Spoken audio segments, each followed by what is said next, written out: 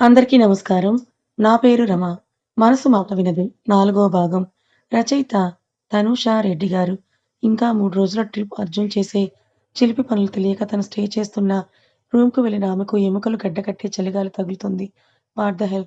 ఇంత చలిగా ఉందేంటి అని వేసుకున్న డ్రెస్‌కు స్కార్ఫ్ భుజాల చుట్టూ కప్పుకుంటుంది ఆర్షి. రిమోట్ వెతికి తీసుకొని తగ్గించాలని చూసిన ఆమెకు అంతకంతకు -డిగ్రీలోకి పడిపోతుంటే, వణుకుతూ టేబుల్ మీదున్న వాటర్ బాటిల్ ఫ్రీజ్ అవుతుంటే రూమ్ సర్వీస్‌కి కాల్ చేసిన ఆరుషి విషయం చెప్తుంది.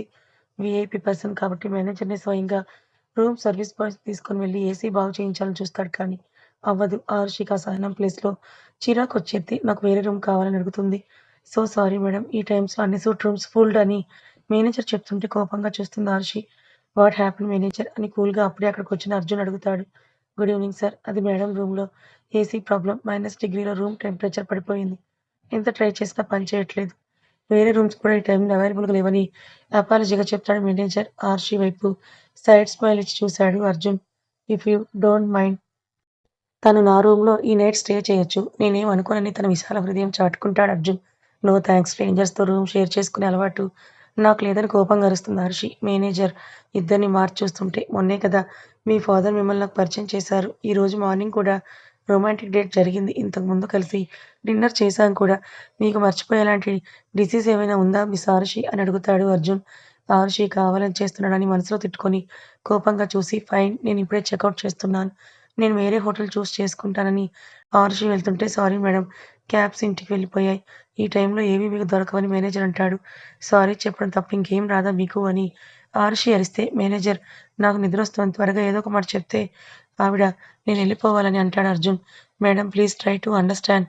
అర్జున్ సర్‌కు మీకెలాగో పరిచయం ఉంది కాబట్టి ఒక్క రోజుకి అడ్జస్ట్ అవ్వండి. మార్నింగ్ ఏసీ కొత్తది ఫిక్స్ చేస్తానని అతను రిక్వెస్ట్ చేసుకుంటారు. కోపంగా చూసిన ఆరుషికి ఒక నిమిషం ఆలోచన తర్వాత నిజంగానే అంతకంటే వేరే దారి లేదన్న రియలైజేషన్ వస్తుంది. అర్జున్ మీద ఆమెకు అంత బ్యాడ్ ఒపీనియన్ కూడా లేకపోవడంతో మొబైల్ తీసుకొని అర్జున్ గది వైపు వెళ్తే నవ్విన అర్జున్ డోర్ ఓపెన్ చేసి ప్లీజ్ కమ్ అంటాడు. అంత మర్యాద అక్కర్లేదులెండి అని ఆరుషి లోపలికి నడిస్తే నవ్విన అర్జున్ డోర్ క్లోజ్ చేసి ఆరుషిని చూస్తాడు. ఎంత ధైర్యంగా ఉన్న అర్జున్‌ని చూడగానే ఆమెకు ఆటోమేటిక్‌గా చెమటలు పడుతుంటే గుటకలు మింగుతూ చూసింది. దగ్గరకొచ్చిన అర్జున్ ఫీల్ కంఫర్టబుల్ హర్షి అని టవల్ తీసుకొని వాష్‌రూమ్‌కి వెళ్తాడు అర్జున్. ఉఫ్ అని నిట్టూరుస్తుంది హర్షి. మొబైల్ పక్కనుంచి వేసుకున్న మాక్సీ డ్రెస్ చుట్టున్న స్కార్ఫ్ తీసేసి బెడ్ మీద కూర్చున్న హర్షి ఇప్పుడితను పడుకున్న ఈ బెడ్ మీద నేను పడుకోవాలా? నో వే అని పైకి లేచి సోఫాలోకి వెళ్ళింది హర్షి.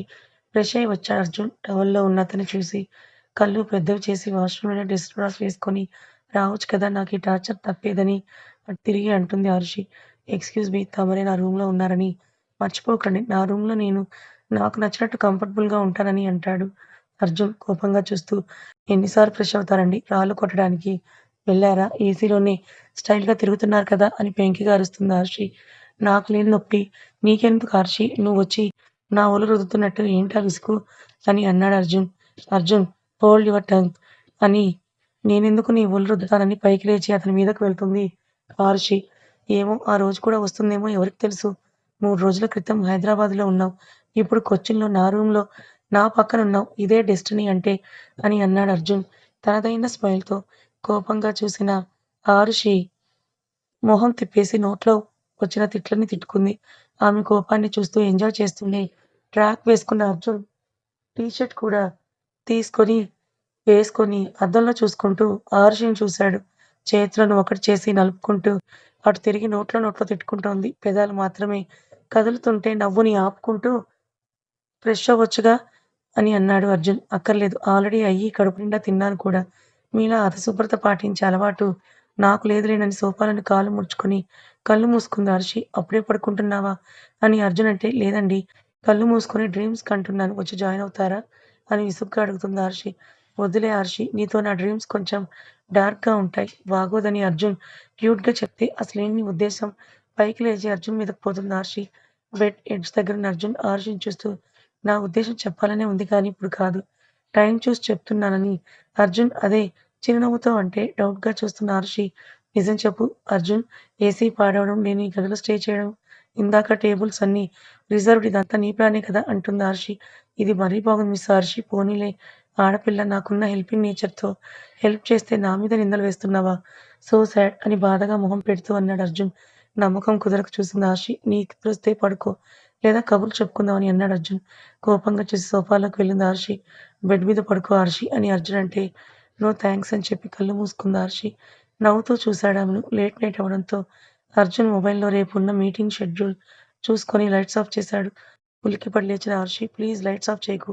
నాకు చీకటంటే భయం" అని అంటుంది ఆర్షి. "ఓకే రిలాక్స్" అని లైట్స్ ఆన్‌లోనే ఉంచి, అర్జున్ "ఇప్పుడు ఓకే కదా" అని అన్నాడు. థాంక్స్ అని మళ్ళీ పడుకుంటే, బైక్ రేస్ అంటే భయం లేదు గానీ చీకటంటే భయం. టీజ్ చేసిన వాడిని రక్తం వచ్చేలా కొట్టడం తెలుసు కానీ, లైట్ లేకుండా ఉండడం రాదా ఆరుషి అని అడిగాడు అర్జున్ సోఫాలో లేచి కూర్చున్న ఆరుషి. అంటే ఆ రోజు నేను పోటీ పడింది నా చేతుల్లో ఓడిపోయిన తమరేనా అర్జున్ సార్? అని సర్కాస్టింగ్‌గా అడిగింది హర్షి. నవ్విన అర్జున్, నేను ఓడినా నువ్వు గెలిచావు కదా! సో నేను కూడా గెలిచినట్టే హర్షి అని అన్నాడు అర్జున్. చురుగ్గా చూసిన హర్షి, నేను కొట్టడం, బైక్ రేస్‌లో నన్ను ఫాలో అవుతున్నావు కదూ! అని అంటుంది హర్షి. నో నాకు ఆ అవసరం లేదు. ఉన్న చోటుండే నిన్ను నా దగ్గరికి తెచ్చుకోగలను. ఇది నీకు కూడా తెలుసు అని యాటిట్యూడ్‌గా అన్నాడు Arjun. What do you mean Arjun? నీ మనసులో ఏముందో నాకు తెలీదు. బట్ నీ మీదున్న నాకున్న అభిమానం పోగొట్టుకోకు అని సీరియస్‌గా చెప్పింది హర్షి. సైడ్ స్మైల్ ఇచ్చిన అర్జున్, రోజులు లెక్క పెట్టుకో బేబీ. వితిన్ 1 మంత్‌లో అభిమానం ప్లేస్‌లో ప్రేమ వచ్చి చేరుతుంది గుడ్ నైట్ అని బెడ్ మీద పడుకొని లైట్‌కు కళ్ళకు మోచేతిని అడ్డు పెట్టుకొని పడుకున్నాడు అర్జున్. ఏంటి ఇతని కాన్ఫిడెన్స్ అని కళ్ళు మూసుకుంది హర్షి. ఆలోచనలోనే నిద్రలోకి జారుకుంటే లైట్స్ నిద్ర రాని అర్జున్ ఆర్షిని చూశాడు. చెయ్యి బుగ్గపై ఉంచుకొని ముడుచుకొని పడుకున్న ఆమెను చూసి నవ్వి బ్లాంకెట్ తీసుకొని బెడ్ దిగిన అర్జున్ ఆర్షి మీద కప్పి స్లో పాయిజన్ లెక్కేస్తున్నావు బేబీ అని నవ్వుకొని బెడ్ మీద పడుకున్నాడు అర్జున్. నిద్ర రాక ఎంతసేపు ఆమెను చూసుకుంటూ తన మనసులో ఆమె రూపాన్ని పదిలం చేసుకున్నాడో అతనికే తెలుసు. మరుసటి రోజు మత్తుగా కళ్ళు తెరిచి చూసిన హర్షకి అర్జున్ కనిపించడు. రూమ్‌లో లేడేమోనని అనుకున్న హర్షి పైకి లేచి వెనక్కి తిరిగి చూసింది. బాల్కనీలో కాల్ మాట్లాడుతూ కనిపించాడు అర్జున్. అప్పటికే అతను ఫ్రెష్ అయ్యి ఫార్మల్స్‌లో ఉంటే టైం చూసిన హర్షి టైం 9 అవుతుంటే ఇంతసేపు నిద్రపోయానా అని అనుకుంటూ చప్పుడు చేయకుండా మొబైల్ తీసుకొని తలుపు దగ్గరికి వెళ్తుంటే ఆర్షి అని వెనక నుంచి పిలుస్తాడు అర్జున్. వెనక్కి తిరిగి చూసింది ఆర్షి. ఫ్రెష్ అవ్వు. నువ్వు నేను ఒకే మీటింగ్ అటెండ్ అవ్వాలని అన్నాడు అర్జున్. అర్జున్ వైపే చూస్తున్న హర్షి నేను నా రూమ్‌లో ఫ్రెష్ అవుతానని అంటుంది. అవసరం లేదు. ఇక్కడే ఫ్రెష్ అవ్వు. దిస్ ఈజ్ ఫర్ యూ అని ఒక పేపర్ బ్యాగ్ ఇచ్చి బయటకు నడిచాడు అర్జున్. ఓపెన్ చేసి చూసిన హర్షికి ఒక ఫార్మల్ వేర్‌తో పాటు తాను వాడే కాస్మెటిక్స్ కూడా ఒక పౌచ్‌లో కనిపిస్తాయి. అర్జున్ గురించి ఆలోచిస్తూనే ఫ్రెష్ అయ్యి వచ్చిన ఆరుషి డ్రెస్సప్ అయ్యి ఫిట్‌గా సరిపోయిన షర్ట్‌కు తను వాడే బ్రాండ్ కాస్మెటిక్స్‌ను, తన సైజ్ హీల్స్‌ను చూసి ఇంత పర్ఫెక్ట్‌గా ఎలా తెప్పించాడని అనుకుంటూ ఆలోచనలో ఉండగానే డోర్ ఓపెన్ అయిన సౌండ్‌కు వెనక్కి తిరిగి చూసింది ఆర్షి. సన్నటి నవ్వుతో చూస్తూ లుకింగ్ ప్రెట్టీ కూల్ అని అన్నాడు అర్జున్. నా సైజెస్ నీకెలా తెలుసాయన ఆర్షి అంటే ఇంత దగ్గరగా ఉన్నావు కనిపెట్టలేనా అని ఆమెను కిందకు మీదికి స్కాన్ చేశాడు అర్జున్. అతని చూపులు ఆమెని అంతే కలవరపెడుతుంటే ఇబ్బందిగా అనిపించి బయటకు నడిచింది ఆర్షి. నవ్వుకుంటూ ప్యాంట్ పాకెట్స్‌లో చేతులు పెట్టుకొని నడిచిన అర్జున్ స్టీవ్ రిజర్వ్ చేసిన టేబుల్ దగ్గర ఆగుతాడు. అర్జున్ వైపు ఒకసారి చూసి తన బ్రేక్‌ఫాస్ట్ చేయడంలో మునిగిన ఆరుషి తండ్రి నుంచి వస్తున్న కాల్‌కు తండ్రికి కాల్ చేయలేదన్న విషయం గుర్తొస్తే లిఫ్ట్ చేసి గుడ్ మార్నింగ్ నాన్న. సారీ నాన్న నైట్ నుంచి కాల్ చేయలేదు మీకు అని మాట్లాడుతుంది ఆర్షి. జ్యూస్ సిప్ చేస్తూ ఆర్షిని చూస్తున్నాడు అర్జున్. నవ్వుతున్నప్పుడు 2 చెక్కిళ్ళ మీద పడుతున్న సొట్టబుగ్గలకు అర్జున్ పెదాలు సాగితే కాల్‌లో ఉన్న రాధాకృష్ణ గారు ఇట్స్ ఓకే తల్లి. అర్జున్ తెలుసు కదా నీకు. మొన్న మీట్ అయినప్పుడు చూసావు కదా! నీకు మీటింగ్ ఎలా హ్యాండిల్ చేయాలో తెలీదు. తను కూడా సేమ్ పని మీద కొచ్చిన్‌లోనే ఉంటున్నాడు. నీకు హెల్ప్ చేస్తాడు. అతన్ని అనుమానించకు తల్లీ. అర్జున్ చాలా మంచివాడని తండ్రి చెప్తుంటే తననే చూస్తున్న అర్జున్ వైపు చూసి నేనేం చిన్న పిల్లని కాదు నాన్న అని కాల్ కట్ చేసేసింది హర్షి. కట్ చేసి తననే చూస్తున్న అర్జున్‌ని చూసి ఏంటి అని అడుగుతుంది Harshi. Your Dimple so hot అని అన్నాడు అర్జున్. చురుగ్గా చూసింది హర్షి. నవ్విన అర్జున్ మీ నాన్నతో నీకు ఎక్కువ అటాచ్‌మెంట్ అనుకుంటా అని అంటాడు అర్జున్. మా నాన్న కదా! చాలా ఎక్కువగా ఉంటుంది. He is my hero. ఆయనే నాకు రోల్ మోడల్. మా నాన్నంటే నాకు చాలా ఇష్టం అని నవ్వుతూ చెప్తున్న హర్షిను అంతే ప్రేమతో నిండిన కళ్ళతో చూసిన అర్జున్ వెళ్దామా అని పైకి లేస్తాడు. అని హర్షి ముందు నడిస్తే వెనకాల నడుస్తూ ఆమె స్ట్రక్చర్‌ను వెనక నుండి చూస్తూ సైడ్ స్మైల్ వదిలి స్టీవ్ కార్‌తో రెడీగా ఉండడంతో డోర్ ఓపెన్ చేస్తాడు. కూర్చున్న అరుషి, అర్జున్ కూడా సేమ్ ప్రాజెక్ట్ కోసమే వచ్చాడని గ్రహించి విండో నుంచి బయటకు చూస్తుంది. ఫైల్స్ చూస్తున్న అర్జున్ మీటింగ్ జరిగే స్పాట్ రావడంతో దిగి ఆర్షి కోసం చెయ్యి అందించాడు. అతని చేతిని పట్టుకోవడం ఇష్టం లేక కారు దిగిన ఆర్షి హీల్స్ వల్ల పాదం తడబడి కింద పడిపోతుంది. నడుము చుట్టూ చెయ్యేసి తనలో జాగ్రత్తగా పొదివి పట్టుకున్న అర్జున్ అందుకే చెప్పిన మాట వినాలని అంటాడు. అర్జున్ కరుకు గడ్డం ఆమె చెక్కిళ్ళకు గుచ్చుకుంటే తెలియకుండానే అతని మెడ చుట్టూ వేసిన చేతులను వెనక్కి తీసుకుని గుర్రుగా చూస్తున్న ఆరుషి మొహం తిప్పేస్తే చెయ్యి పట్టుకొని ముందుకు నడిపించాడు అర్జున్. మీటింగ్ స్టార్ట్ అయితే వచ్చిన క్లయింట్స్ ప్రెజెంటేషన్ ఇస్తారు. అర్జున్ ఇంట్రెస్టింగ్‌గా చూస్తున్నా అసలు ఇంట్రెస్ట్ లేని ఆర్షి ఓపెన్ గార్డెన్‌లో రంగురంగుల పువ్వులను, ఎగురుతున్న సీతాకోక చిలుకలను చూస్తోంది. ఆ నార్త్ ఇండియన్ క్లయింట్స్ ఆర్షి వైపే ఇంట్రెస్ట్ చూపిస్తుంటే షార్ప్‌గా చూసిన అర్జున్ ఆరుషి నువ్వెళ్ళు అని బేస్ వాయిస్‌తో అంటాడు. అని అతన్ని చూసి గార్డెన్‌లోకి వెళ్ళిపోయింది ఆరుషి. ఆమె వెళ్తున్నంత సేపు ఆ ఇద్దరి చూపు ఆమె మీదే ఉంటే పైకి లేచి మీ ప్రెజెంటేషన్ నాకు నచ్చలేదు. గెట్ లాస్ట్ షర్ట్ స్లీవ్స్ పైకి లాక్కొని ఇద్దరి చెంపలను బూరెలు చేసి ఆరుషి వైపు కదిలాడు అర్జున్. గ్లాస్ డోర్ నుంచి అర్జున్ కొట్టడం చూసిన ఆరుషి ఎందుకు కొట్టావు వాళ్ళని అని అడుగుతుంది ఆరుషి. నా పర్సనల్ వైపు వాళ్ళ ఇంట్రెస్ట్ నాకు నచ్చలేదు అందుకే కొట్టాను. టుడే ప్లాన్స్ ఏంటని అడుగుతాడు అర్జున్. ఆరుషి అర్జున్ వైపు చూస్తూ ఉన్న వాటిని నీకు కన్వీనియంట్‌గా మార్చేసుకుంటావు కదా! ఇంకెందుకు అడగటం అని అంటుంది ఆరుషి. గుడ్. నన్ను బాగానే ఎనాలిసిస్ చేశావు. కమ్ అని ఆమె చేతిని పట్టుకున్నాడు అర్జున్. నేను నడవగలను అర్జున్. నీకు తోడుగా ఉంటానని. తిరిగి హైదరాబాద్ రీచ్ అయ్యే వరకు నీ రెస్పాన్సిబిలిటీ నాది అని మీ నాన్నగారికి మాటిచ్చాను హర్షి అని ఆమెను చూడకుండా ఆమె చేతిని గట్టిగా హోల్డ్ చేసి ముందుకు వెళ్ళిపోయాడు అర్జున్. ఈవినింగ్ రూమ్‌లో ఏసీ కొత్తది ఫిక్స్ అయిన అర్జున్ ఆర్షికు ఆ రూమ్‌లో ఉండే ఛాన్స్ ఇవ్వడు. రెడీ అయిన ఆమె కోసం వెయిట్ చేస్తూ ఆర్షి అని పిలిచాడు. హిల్స్ సౌండ్‌కు వెనక్కి తిరిగి చూశాడు అర్జున్. వైట్ ఫ్రాక్ మోకాళ్ళ కింద వరకుండి న్యూడ్ స్ట్రాప్స్‌తో ఉన్న డ్రెస్‌కు హెయిర్ ఫ్రీగా వదిలి లైట్ మేకప్‌తో ఉన్న హర్షిని చూసి లైట్ స్మైల్ వదిలిన అర్జున్ హార్ట్ మీద చేత్తో రుద్దుకుంటూ your so dangerous to me అని అన్నాడు అర్జున్. హర్షి ఏ భావం లేకుండా చూస్తూ వెళ్దామా అని అంటుంది. 1 మినిట్ అని దగ్గరికొచ్చాడు అర్జున్. అర్జున్ దగ్గరికి రావడంతోనే ఆమె పెదాలు అదురుతూ బాడీ లైట్‌గా షివర్ అవుతుంటే వాల్‌కి పిన్ చేసిన అర్జున్ నెక్ దగ్గర కిస్ చేసి డ్రెస్‌ను అడ్జస్ట్ చేసిన అర్జున్ తన బ్లేజర్ ఆమె భుజాల చుట్టూ కప్పి ఇప్పుడు వెళ్దామని చెయ్యి పట్టుకొని ముందుకు తీసుకొని వెళ్ళిపోయాడు. కార్‌తో రెడీగా ఉంటే కార్ బ్యాక్ సీట్‌లో కూర్చున్నారిద్దరు. Car dim light lip gloss రాసిన ఆమె పెదాలు మెరుస్తూ ఉంటే అర్జున్ పిడికిలి బిగించి ఉఫ్ అని తన పెదాలను తడుముకున్నాడు. ఆరుషి అర్జున్ వైపు చూసి ఎక్కడికని అడుగుతుంది. పబ్ అన్నాడు అర్జున్. నాకిష్టం ఉండదు ఇలాంటివన్నీ అని ఆరుషి అంటే చూడకనే నచ్చదని అంటే ఎలా ఆరుషి అని ఆగిన కార్‌కు చేతిని చాపాడు అర్జున్. ముందు సంఘటన కళ్ళ ముందు మెదిలి చేతిని చాపింది ఆరుషి. నవ్వాడు అర్జున్. లోపలికి వెళ్ళగానే మొత్తం ఖాళీగా ఉంటే అర్జున్‌ని చూసింది ఆర్షి. ప్రైవసీ ముఖ్యం బేబీ అని భుజాలెగరేసి ఆర్షి చేతిని పట్టుకొని టేబుల్ దగ్గరికి తీసుకొని వెళ్ళాడు అర్జున్. డ్రింక్ ఆఫర్ చేశాడు మేనేజర్.